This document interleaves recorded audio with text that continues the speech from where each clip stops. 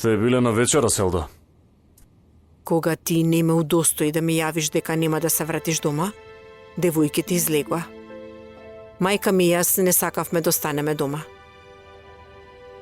Јас всушност ти кажав на Берен, ама во право си, заборавив да ви се јавам. Во последно време постојано забораваш такви работи. Не се ни обидуваш да не известиш дека нема да се вратиш дома. И секоја вечер се враќаш доцна, наутро си заминуваш рано, постојано. Што се обидуваш да кажеш со тоа, Селда? Постои ли друга? Не зборувај глупости. Во последно време се оддалечуваш од твоето семејство. Не те интересираат ниту сина, ниту ќерката, а јас пак воопшто не те интересирам. Ме покани на вечера, а те немаше никаде. Не се ни јавуваш да ми кажеш дека нема да се вратиш дома и дека ќе задоцниш, те нема никаде. Всушност ти си таа што се оддалечува од семејството.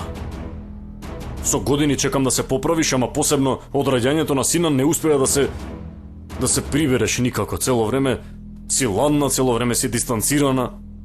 Се што правише како да ти е задача некоја буквално. Како можеш да ме обвинуваш за такво нешто, Керим? Јас не те обвинувам, Селда. Само ти кажувам што се случува во нашиот живот. Нашиот брак буквално виси на конец постојано.